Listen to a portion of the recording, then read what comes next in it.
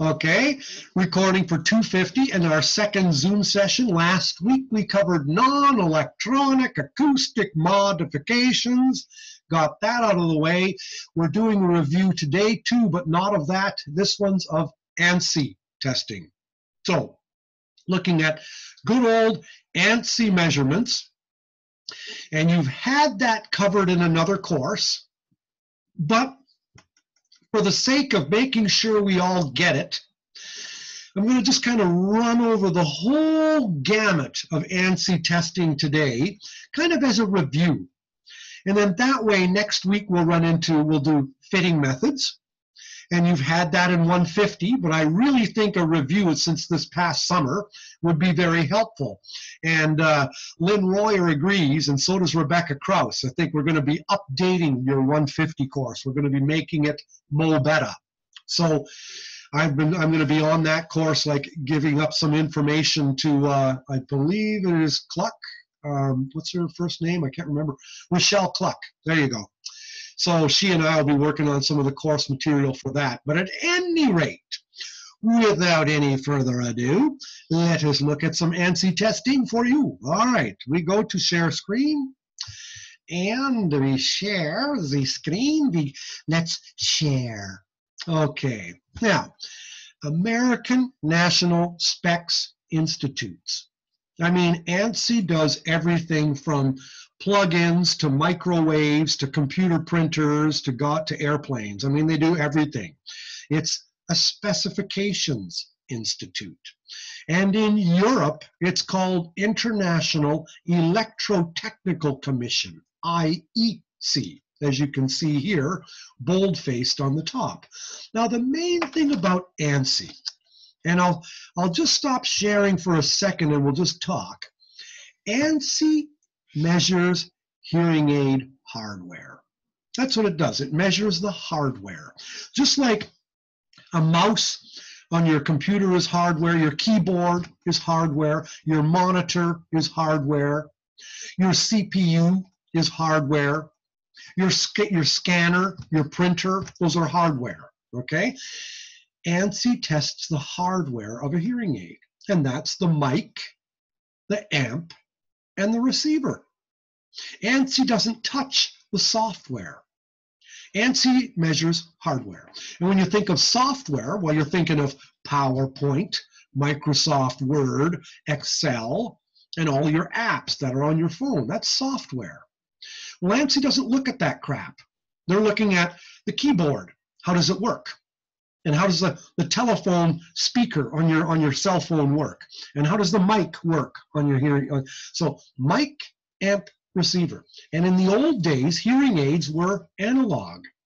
And when hearing aids were analog, all they had was mic, amp, receiver.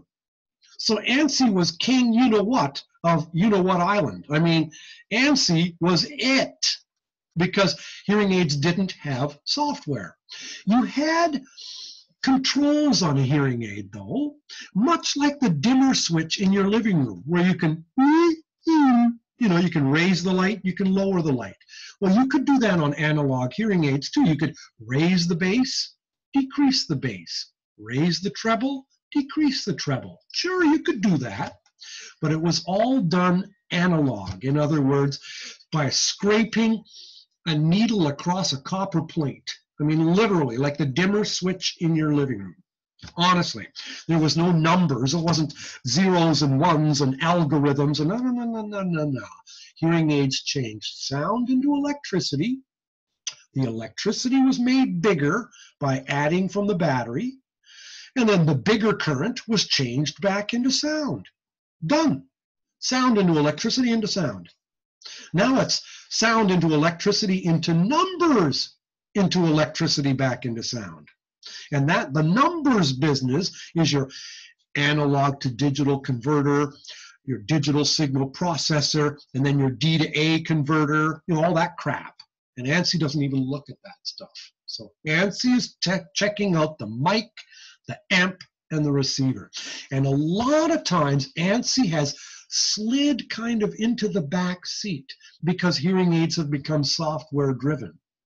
But I'm telling you something, when a client brings in a hearing aid, Sure, you can do a listening check to it, and you're checking the receiver if there's wax, and you're checking the mic, and you're fussing around with it. That's fine.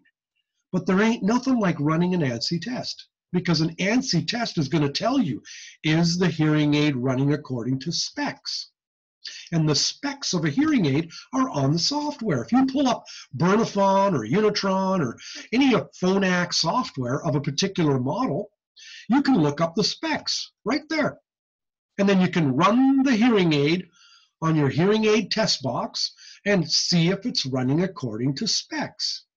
And when you're running a digital hearing aid, many times the software will say, you can go into run an ANSI test. And your software will set the hearing aid for running an ANSI test. And when you're done running the ANSI test, you can say, return the hearing aid back to its program settings again.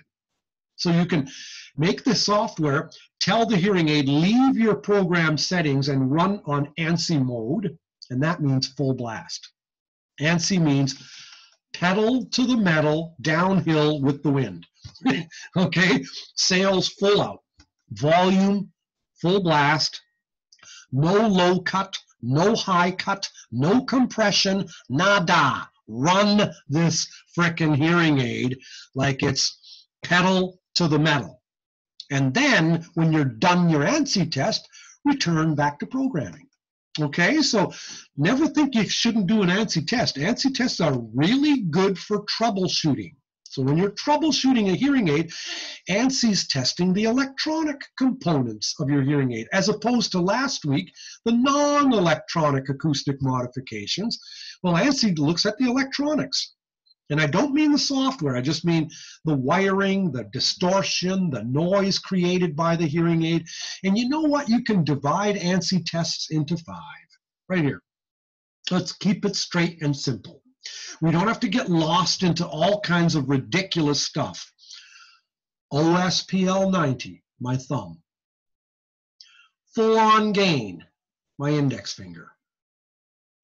Reference test gain, my flip the bird finger. And then harmonic distortion, my ring finger. And then equivalent input noise, my pinky. Just keep it simple. OSPL 90, full-on gain, reference test gain, harmonic distortion, equivalent input noise.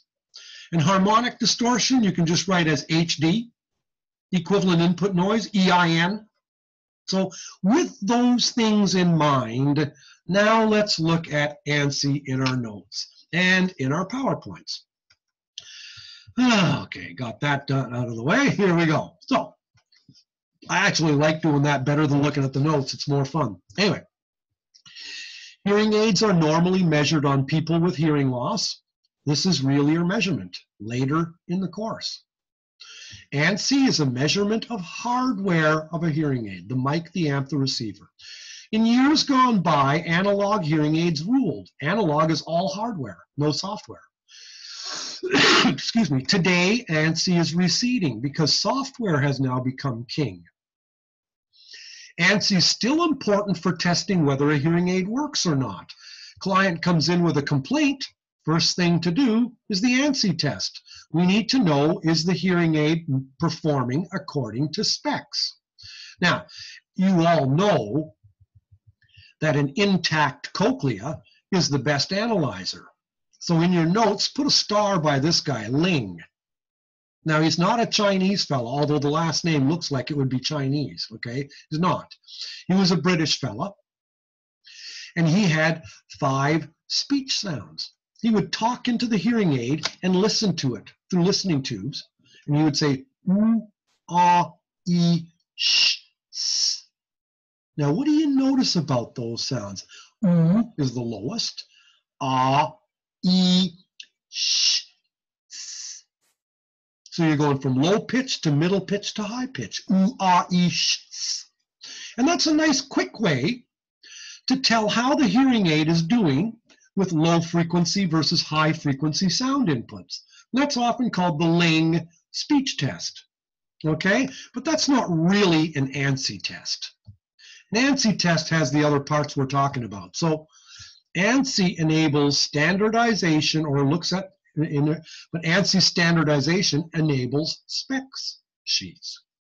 Calibration of the box is the first thing you do in the morning. The frequency response of the loudspeaker has to be flat.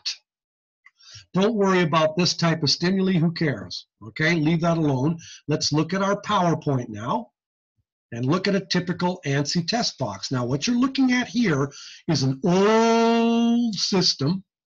It's almost like you could pull it with a rope. This is an old real ear system. And the real ear you could see here on the blue. But look at these couplers here that I'm circling. And the ANSI test was done in this little box here. Now, you can't even buy this system unless you're on eBay somewhere. It's a relic. This is a newer model of it. But once again, it does both real ear and ANSI. Most systems do both real ear and ANSI. Those are the pieces they put together, okay? So you can do ANSI testing in the test box, and ANSI tests the hearing aid. Real ear tests the hearing aid on you. Okay? Again, ANSI tests the hearing aid on a 2cc coupler. Real ear checks the hearing aid on you. So always remember that. What's a 2cc coupler? It's meant to imitate the space of air between your eardrum and the hearing aid. Okay, that's why they call it a 2cc coupler. 2 cubic centimeters. Because they used to think that the volume of air in your ear canal between the end of the hearing aid and your eardrum was 2 cubic centimeters. That's why they made a 2cc coupler. It has since been found that that space of air is smaller than 2. It's actually closer to 1.5. And that's why the concept of real ear to coupler difference has come in. RECD. And we'll be looking more at that in real ear later on in this course. But remember, ANSI checks how the hearing aid is doing on a 2cc coupler. And a 2cc coupler is the same in Missouri as it is in California, as it is in Michigan. Okay, 2cc coupler is a 2cc coupler is a 2cc coupler. So a 2cc coupler enables specifications because the coupler is the same. It's identical. Real ear is called real ear because now I'm testing it on Ted's ear or Angela's ear or Cole's ear, and all of our ears are different. Her ear canal volume might be slightly different than mine, which is slightly different from Cole's. So that's where real ear comes in. But all of these systems that run ANSI tests also do real ear. So they're often called real ear ANSI test systems. Okay, good. So now we'll go back to share. All right, Sonny and share. Here we go. Here's a picture of a 2cc coupler. Here's looking at you, and you can see the end of the hearing aid right there. And this volume of air is 2 cubic centimeters. Here's an ITE stuck on a 2cc coupler. There's the cavity, it has 2 cubic centimeters. And that's meant to imitate the volume of air between the end of the hearing aid and your eardrum. Here's a BTE on a 2cc coupler. And it's hooked onto the end of this tube. And that tube goes into this thing here. And once again, a cavity of 2 cubic centimeters. So you'll often see couplers labeled as HA1 and HA2. HA1 just refers to ITE 2cc coupler, and an HA2 refers to a BTE 2cc coupler. That's all. Here's how you calibrate your system in the morning when you're going to do an ANSI test. You'll have a reference mic, and there's your coupler mic. When you are coupling things together, you're taking two things and putting them together. That's why they call it a 2cc coupler. That's why they call a married couple a couple. They're connected together, and they're going to make babies. Okay? So Coupling just means to connect. The coupling of a train connects one car to the next car. And so you're coupling the hearing aid to the test system. And what's between the hearing aid and the test system is 2 cubic centimeters of air, meant to imitate the space between your eardrum and the hearing aid. So this coupler mic is pretending it's the eardrum, literally. Okay, so you're measuring what kind of sound is coming out of this hearing aid and acting as if it's going to hit an eardrum. Only what you're coupling it with is a 2cc coupler. Good. All right, here goes. So when you start, sound is going to come out of the speakers, and the reference mic makes sure that the sound behaves itself. If you set it at 90, is it 90? Is it really 90? If it's more, this is going to make the speakers reduce. If it's less, this mic is going to tell the speakers to increase. It's called the reference mic. It's the boss. The coupler mic is picking up sound from the hearing aid. Okay, so now let's put it together. You calibrate the system by putting the reference mic right next to the calibration mic, or to the coupler mic, and you have sound come out of the speakers, and you'll want it to be flat. Okay? You want the sound to be equal all the way across. It's calibrated. Now you can go ahead and do your ANSI testing. You don't want this crap. You want this. Okay? So you want a nice controlled flat frequency response, and that's why you are doing this in the morning. You're having sound come out of the speakers. The reference mic is making sure that the sound coming out of the speakers is flat across the frequencies, equal at all frequencies in intensity. Good. Here's a picture of the basic setup of an ANSI test. So, sound comes out of a speaker. Here's the reference mic, or the monitor mic, you might want to call it. It's making sure that this sound is what you set it at. Here's your hearing aid, and it's connected to the 2cc coupler, and this is the coupler mic. So right where I'm circling here, this is this. Okay? So you're looking at that mic, the coupler mic, and here you're putting the 2cc coupler on the coupler mic. So here's the measurement mic, or coupler mic. This is the 2cc coupler, meant to imitate the volume of air between the end of the hearing aid and your eardrum. So now the sound comes out of the speaker, comes into the mic of the hearing aid. The hearing aid is amplifying it and spitting it into here. And you're measuring what's happening. Okay? And the monitor mic is just making sure that the sound from the speaker is behaving itself. You have the same thing when you're doing real ear. When we learn real ear in the second half of this course, you're going to find a reference mic and a measurement mic, just like you are here. Only it's on your ear. It's different. Okay? So this is an ugly picture. Ignore it. So now this is a photograph of the setup shown here. So you're just looking at it in a photograph. So now there's your reference mic. It's laying right by the mic of the hearing aid, making sure that the sound coming out of the speakers that's coming into the mic of the hearing aid is what you set it at. The sound coming out of the speakers is called the input. The hearing aid is amplifying it. That's called the gain. And the sum total output is spit out into here. And here's your 2cc coupler. And there's your measurement or coupler mic. Okay, so how many mics do you have in an ANSI system? 2, a reference mic and a measurement mic, or a reference mic and a coupler mic. Good. Here's another picture of it, a little clearer. Okay, reference mic is making sure the sound from the speakers behaves. The reference mic is laying right by the microphone of the hearing aid, so that it knows exactly what sound is coming into the hearing aid.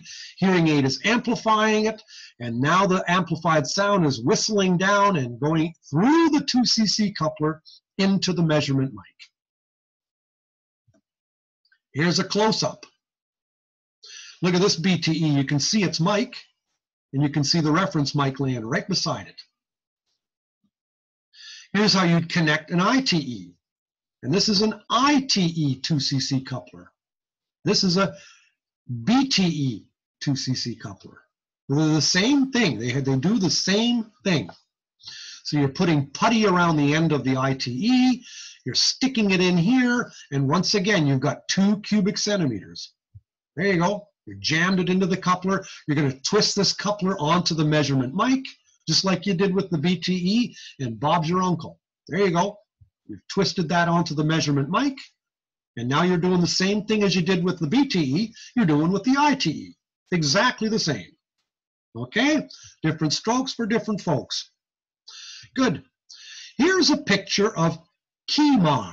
Now, KEMAR, Knowles Electronic Mannequin for Acoustic Research. Now, KEMAR isn't at anyone's shop. Okay, KEMAR, you'll never run into KEMAR unless you visit Minneapolis and go to Starkey, or visit Minneapolis and go to Unitron, or visit Minneapolis and go to Oticon, or visit Minneapolis and go, they're all in Minneapolis, okay?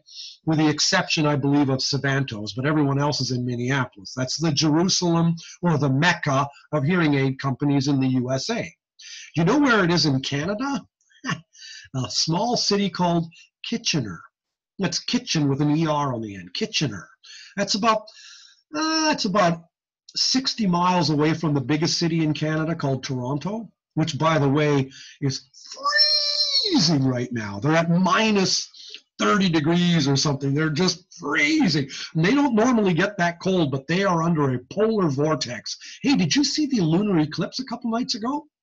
Wasn't that cool? I took my telescope out to look at that. And then I stuck my camera in the telescope. I tried to take a picture. It's kind of blurry, but it was fun to watch. It's cool to watch the shadow of the Earth cross over the moon. It was kind of cool. The moon turned to blood. Out of Revelations, the end of time. All right. Anyway, so where were we now before we got lost on that tirade? Okay, KEMAR is found at hearing aid manufacturers. Hearing aid manufacturers use KEMAR as a measurement of getting closer to the average human. KEMAR's ears have a 1.5 centimeter coupler. Okay, so it's a little more true. And KEMAR never gets tired. Look at the face on him. You can measure this hearing aids on this guy all day long. He's never going to change his face. He's never going to get bored. Okay? So it's a mannequin. Every time you've heard of KEMAR, think, oh yeah, it's a hearing aid research stuff that manufacturers use. It's a mannequin that's most like a human, and the ear canal is meant to imitate more the real size of an ear canal instead of the 2cc coupler. Here's another picture of KEMAR from the front. As you can see, he never gets tired. There's his inner ear's coupler. Okay? Anyway, if you are looking at this particular picture, real ear to coupler difference. Real ear to coupler difference. Don't get lost in the detail of it. Let me break it down in English for you, just to really make it make sense. Okay? Follow my cursor here. Here's the sound in a 2cc coupler, let's say. Okay? If you were to put that on an average human being who has a smaller than 2cc coupler volume of air, this is going to come out. And what is the difference between what a 2cc coupler says and what it would do in a human ear? Here it is, in a way that I wish someone had taught me. So now I'm going to tell you. Real ear to coupler difference is about 5 dB below 1,000 hertz. And you can look at the numbers here. Here's 1,000. It's about 5 dB because this is 80 and that's 90. So the difference between the top line and the bottom line is about 5 dB, right? Here's 85, here's 90, here's 80, here's 85. That difference is about like this difference. So about 5 dB below 1,000 hertz and more than 5 dB above 1,000 hertz, about 10. Because look at the spread between these two lines. That's kind of like the spread between here and here, isn't it?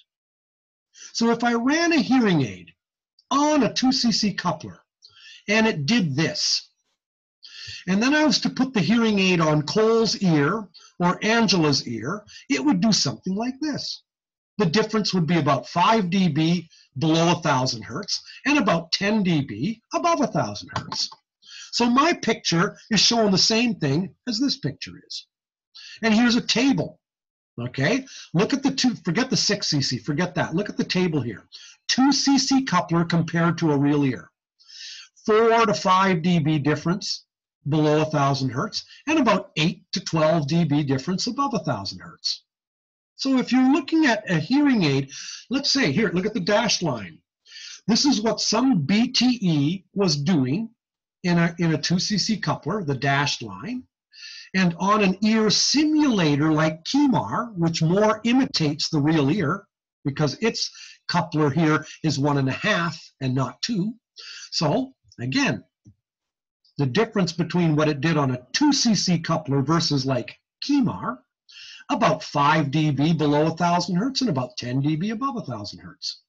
And you can see the same thing here.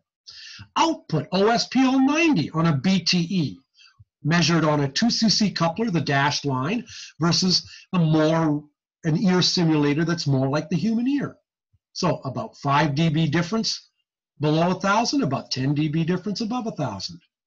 So whenever you see an ANSI spec run, and you're looking at some strange ANSI measurement, and I'm just shooting ahead here.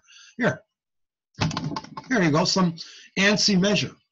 You want to know what that's going to do on Cole or Angela? Follow my cursor. If this is 110 and that's 100, it's going to be about 5 dB more below 1,000 hertz. Follow my little arrow. And once I get to about 1,000 hertz, it's going to be about 10 dB different. So it's always going to do more in the human ear than it does in the 2 cc coupler. Why? Because the airspace is smaller. Makes capiche? Okay? So if it's doing X in a 2 cc coupler, and then I make that volume smaller, well, the sound is going to increase because it's just like it's going to bounce off the walls more. Yes, Angela. Why do we still use a 2 cc coupler? Great question. I was hoping someone would ask that. I'll imitate ANSI. I'm going to imitate ANSI now.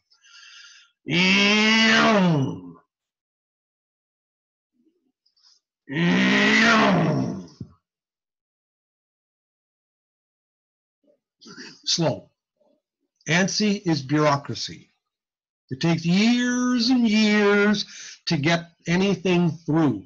Another reason why is because we're lazy. Why reinvent all the specs? You got a 2 cc coupler, just leave it. Know that it's going to do more. Mind you, Europe has switched to a 1.5 cubic centimeter coupler. Why? Because Europeans are sometimes smarter than North Americans. So in North America, we stick with the 2 cc coupler. Even though the 2 cc coupler was invented by Europe, they left it a long time ago because they were smart. We latched onto it, and we're still hanging on to it. But we know why. We know that the real ear is smaller. So we do real ear to coupler difference in order to better approximate. Okay, but good question. Exactly. Why? Yeah, no kidding. Duh. All right. So now let's go to our notes. And let's concentrate on what we should concentrate for our notes, okay? So I'm going to leave the PowerPoint alone here for a sec, and let's go and look at our notes. So you know all of this stuff about the coupler now. It contains 2 cc's, blah, blah. It was adopted in 1959 from an old Europe IEC standard. It gave a rough approximation. Couplers do not truly imitate because the actual volume is closer to 1 and 1.5, not 2. Okay, so carry on. Human ear has less than 2 cc volume, so actually greater SPL, especially above 1,000 hertz, which is exactly what we said. The differences between the 2 cc and the human ear became apparent in the early 80s. In Europe, they adopted a different coupler. In North America, we're still sitting here because it's cheap, it's reliable, and it's easy to use. Okay, 2 cc coupler for BTEs, 2 cc coupler for ITEs, same thing. They just look a little bit different, but they do the same thing. Okay, now, KEMAR, we talked about KEMAR, okay, enables measurements that can represent hearing aid function on human ears. So it's a model still. It isn't Cole or it isn't Angela, but it's made to be, what do you call, imitating the average human as opposed to a 2cc coupler. Okay, so KEMAR gets as close as possible to real ear measurement without actually measuring real ear measurement. It never gets tired. Okay, real ear to coupler difference we talked about. Okay, so think about real ear to coupler difference as the difference between the resonance of a closed 2cc coupler from that of a closed ear canal. Anyway, enough on that. You know this stuff. This is review for you from acoustics. Okay, always remember gain is dB, output is dBSPL. Okay, so I'll let you read that because you know this already. And you can almost think about it in terms of the analogy of time. Okay, you're on Central Time, I'm on Pacific Time. So right now it's about 25 minutes to 4 here. Right now it's about 25 minutes to 6 in Missouri. Okay, so if let's say it's a quarter to 4. If it's quarter to 4, or by me it's quarter to 2, you can't add 6 p.m. and 4 p.m. It doesn't make any difference. Both of those are absolute time values referenced to your time zone. Okay, so if it's 25 minutes to 4 here, that's reference to Pacific Standard Time. If it's 25 to 6 by you, that's reference to Central Time. Okay, those are, excuse me, absolute time values. I can't add 4 p.m. and 6 p.m. It doesn't make any sense. But I can add 2 hours to 4 p.m. and now it's 6 p.m. Okay, I can add 2 hours to 6 p.m. Now it's 8 p.m.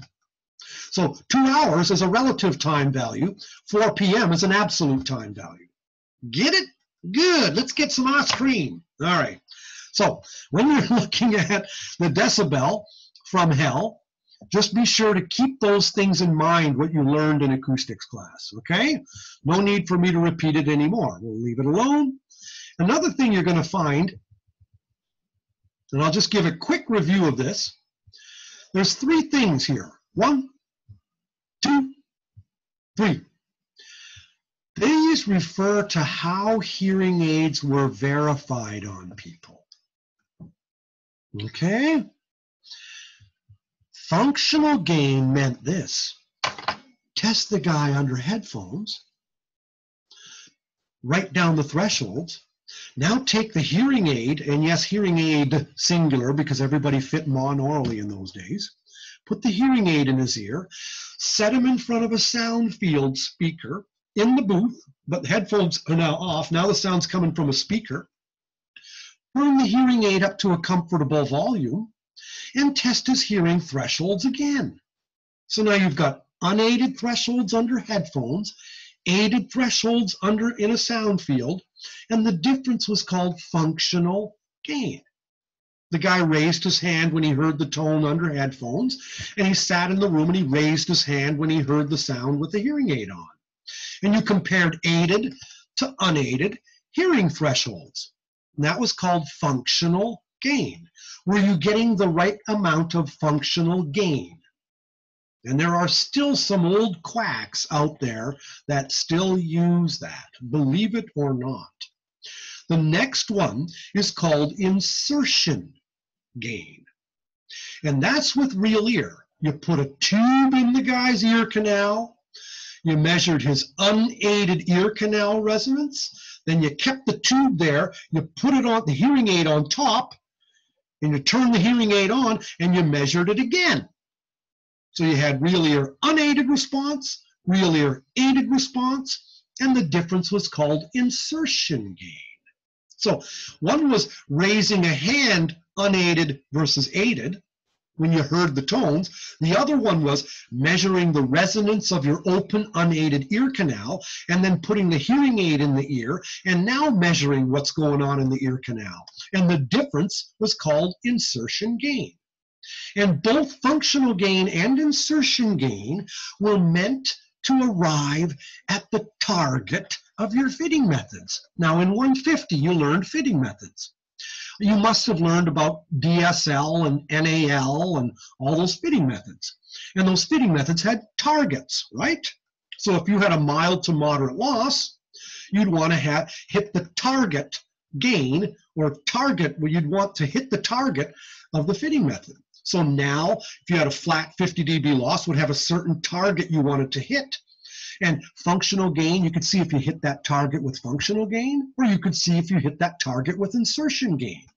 The difference was insertion gain was fast. Functional gain was another whole frickin' hearing test. You had to do a whole hearing test over again, but with the hearing aid in the ear. Weird. Okay, so then came in situ output, and that's what we do today. That's today's real ear. Uses the same tube, putting the hearing aid on top of the tube, but now we don't give a fig about unaided response and gain. It's all output. What's the output in dB/SPL? Not the gain in dB. So there's 3 stages to verifying what a hearing aid did, to see if the hearing aid was hitting target. Okay, the old way was functional gain. Then came insertion gain with real ear. And now today, we've kept real ear, of course, but now we look at the output instead of looking at insertion gain. And that's what we are going to cover in this course. We're going to look at functional gain, insertion gain, and in situ output. So functional gain is ancient. Insertion gain is old real ear, yesterday's real ear. And in situ output is today's real ear.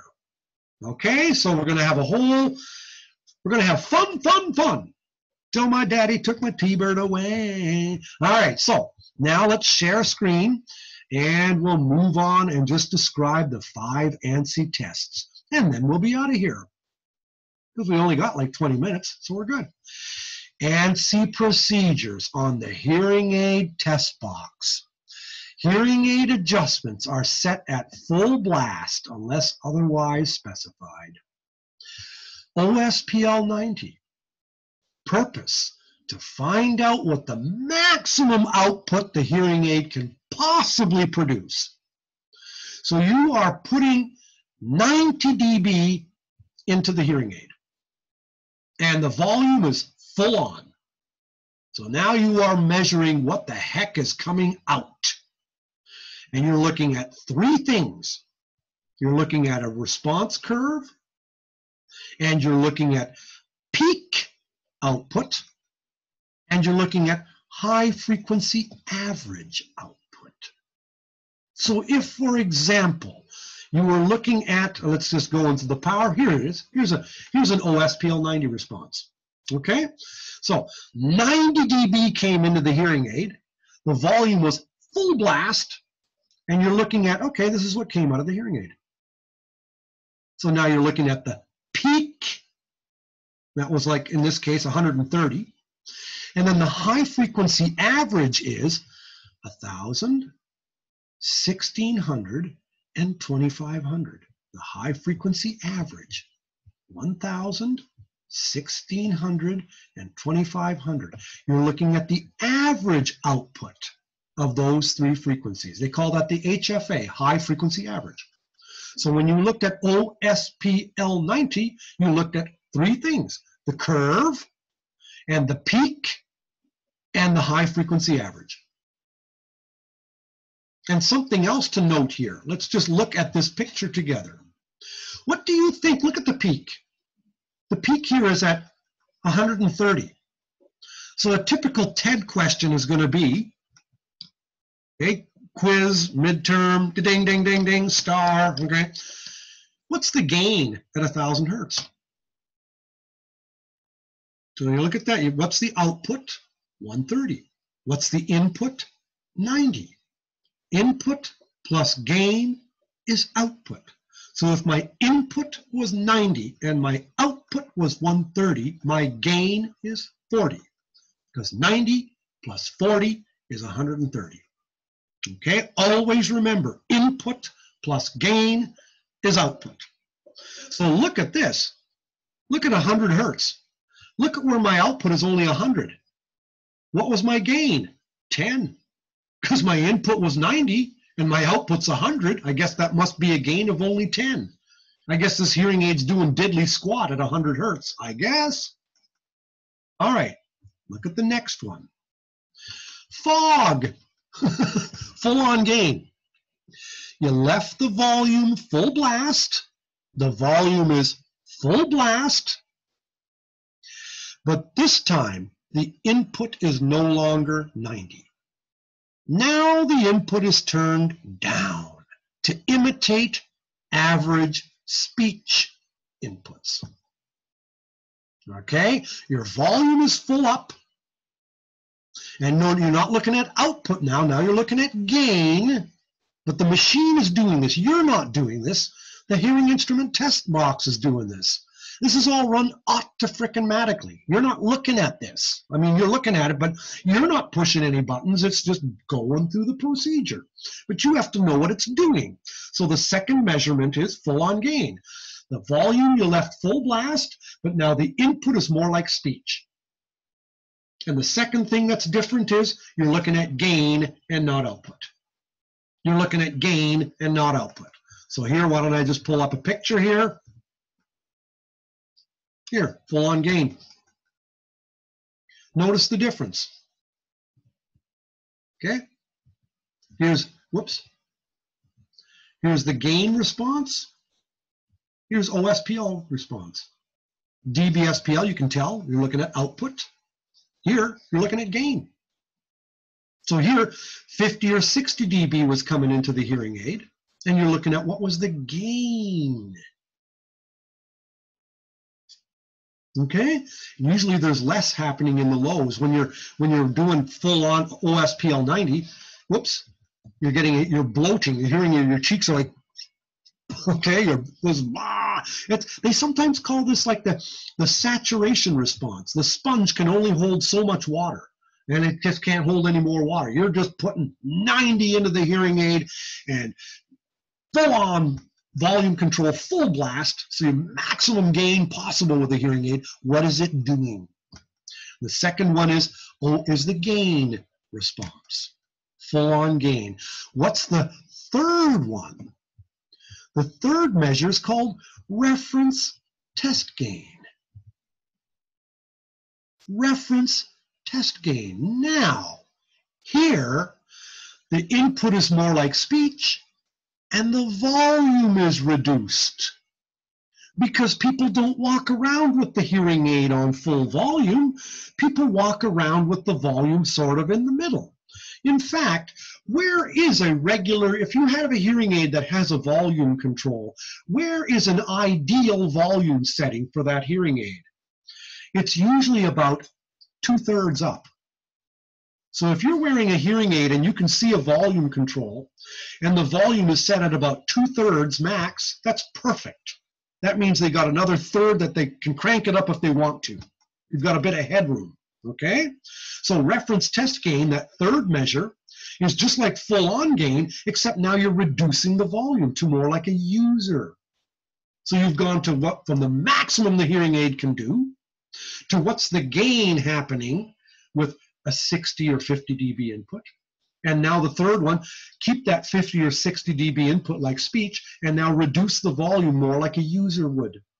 And now reference test gain is meant to show this is what the hearing aid would be doing in regular everyday life. So you've moved from number 1, OSPL 90, to number 2, full-on gain, to number 3, reference test gain. And that's, you're moving from the maximum to more like the user. So ANSI has a flow to it. That's what I mean to convey. So now, in our notes, you're going to see a whole bunch of junk, and I want you to ignore this, okay, because I call it FNO, for nerds only, and that's this. Don't worry about that crap, okay? Just leave it alone. But just know that when you're running a hearing an ANSI test, partway through the test, it'll all of a sudden stop, and it's going to say, reduce the volume. And you're going to, why? Because it's doing reference test gain. Okay? And it'll tell you, reduce, nope, too far, back up, and you're going to probably be reducing the volume by 17 dB. That's what it's usually looking for. But don't worry about, it's just, again, just telling you the flow of an ANSI test. So halfway through reference test gain, the machine's going to stop, and it's probably going to ask you to reduce the volume. That's what it's looking for. It needs the volume to be reduced by about 1/3. So that's at 2/3 user volume. Okay, good. The fourth measure is called equivalent input noise. And this is the junk produced by the hearing aid. In other words, EIN, look what the first sentence says. The purpose is to determine the internal noise generated by the hearing aid. Determine the input. What's the junk the hearing aid's adding to I mean, what is the microphone making noise? Is the amplifier making noise? Is the speaker making noise? And think about it. You crank up a system and the internal parts might be vibrating or whatever. What's the internal noise caused by the hearing aid? And the tolerance is 30 dB or less. Okay? It can't be more than 30 decibels of internal junk. Otherwise, it's going to become audible to the listener, especially the listener who's got good low frequency hearing. The guy's going to hear that. Okay? Equivalent input noise. Got an itchy nose here. Now, and the last one is THD, total harmonic distortion. Now, I always like to use the analogy of, you got a crush on Mary. You're going to a party, and you finally dared to ask her out. And she said yes. So, you meet up at her house, or she comes to the party, and she's got her 2 kids with. Oh, that's not what you had in mind. Okay, that's total harmonic distortion. Did you get too little harmonics? When a 500 hertz tone came into the mic, did the hearing aid make a bigger 500 hertz? Oh yeah, it did. But did it also create a little 1,000 hertz? And a little 1,500 hertz? Did harmonics of 500 hertz emerge as well? Meanwhile, your input was only a 500 hertz tone. Did the hearing aid strictly make a 500 hertz tone, just a bigger one? Most of them don't. They're machines. So you want the harmonic distortion to be as little as possible, but it's almost inevitable there's going to be some. So when a 500 hertz tone comes into the hearing aid, yep, a bigger 500 hertz tone comes out, but you might see a little 1,000 hertz and a little 1,500 hertz and a little 2,000 hertz. Because what are harmonics? Equal multiples of the fundamental. Equal multiples. So equal multiples of 500 hertz. And then the next sound that comes in is 800 hertz. And did only 800 hertz come out, or did a 1,600 hertz come out? A 2,400 hertz come out, a 3,200 hertz, multiples of 800. And the last tone to come in is 1,600. And did a little 3,200 hertz come out, 4,800 hertz come out, multiples of 1,600. Those are the only 3 frequencies used because you're looking for multiples of those. If you're stuck in an 8,000 hertz tone, what's the next multiple? 16,000? Well, hearing aids don't do anything out there. Okay, so you're not looking at that. You've got to have low frequency inputs because you're looking at multiples of the input. Okay, harmonics of them, and you want the total harmonic distortion of 500 hertz, 800 hertz, and 1,600 hertz. You want the total harmonic distortion to be less than 10%. Done. Now you're done ANSI. You've gone from OSPL 90 to full-on gain, to reference test gain, to equivalent input noise, to harmonic distortion. Oh, there's other measures you can do, but nobody does them. You can check the battery drain. You can check the directionality of the mic. You can check You can even test the compression. You can test the input-output functions. You can do all kinds of weird stuff on ANSI, but the big five are OSPL90, full-on gain, reference test gain, EIN, and THD. Okay? And total harmonic distortion is just there to say, what is the hearing aid? This isn't noise. It's how much is the hearing aid bastardizing the input signal? How much is the hearing aid twisting it? So equivalent input noise is, what's the internal noise generated by the hearing aid? Total harmonic distortion is a different question. It's saying, when 500 hertz was put in, did only 500 hertz come out? Or did harmonics come out as well? Okay? And almost every amplifier distorts. Guess what? The cochlea, you learned in anatomy, it's an amplifier too. Outer hair cells. Guess what? Your cochlea distorts too. And you know what the distortions are called? Otoacoustic emissions. Those are harmonic distortions of this amplifier. Anything that amplifies, you pay a price. You can't make something out of nothing, okay? You're not going to have a perfect amplification. You're always going to have sin. There's always bad things. So every time, oh boy, I'm acting crazy today. But anyway, so your cochlea, the outer hair cells, are helping the inner hair cells pick up soft sounds. Well, that's an amplifier.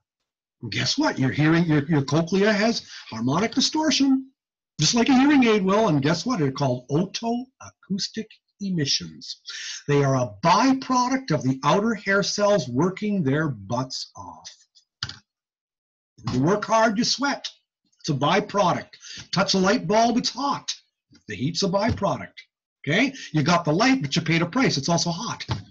You never get, anytime you take medication, you've got to buy, what do you call it, a side effect. There's no such thing as taking medication without a side effect. It's going to either make you tired or take an antihistamine. Yep, stops the sneezing, but you're also, okay?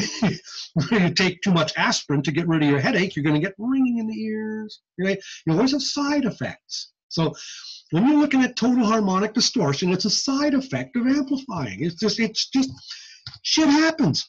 So now you're looking at, I'll stop sharing, or I'll share for the last thing here and just look at our notes. There's harmonic distortion. Okay? Should be less than 10%. At the test frequencies, there you go. So it's right in your notes. There it sits. You know the tolerance for equivalent input noise. These are things I'm going to ask. Okay? I really don't know about asking about the tolerances for full-on gain and whatever. I mean, I'd have to look and see what it was myself. So I'm not going to be asking, but it should be close to manufacturer specs. Should be close to manufacturer specs. But that's why you're doing ANSI testing. You're doing ANSI testing to check the hardware of the hearing aid, and you're connecting it to a 2cc coupler to imitate what they used to think was the volume of air trapped between the hearing aid and your eardrum. Real ear to coupler difference, we'll study that more later on in the course. So we're good on ANSI testing now. We'll leave ANSI testing alone, but I'm glad we did this little review of ANSI testing, because I'll bet you dollars to donuts you didn't know as much about it as you do now. Okay, you probably learned it a while ago and it kind of slid away, and that's okay. It's called, we're human. Okay, I'm not a tape recorder either. And I get way more out of a movie when I watch it a second time. And that's why I encourage people to watch Zoom sessions a second time. Because a course may be worth 3 credits, and that's assuming you've got 3 hours of class time. Here we're doing these things in 1 hour. So I say to people who are, especially who are having trouble, the strugglers of our group, watch it again. Tomorrow night, I don't care, whatever, but watch it a second time. You'll get more out of it. Anyway, I get to quit now. All right. Cool? Cool. We'll see you when we look at you. Live long and prosper. Oh, I see a chat here. I see a chat. Thanks. Okay, Cole. Good to see you. Glad you came by. All righty. I'll stop recording.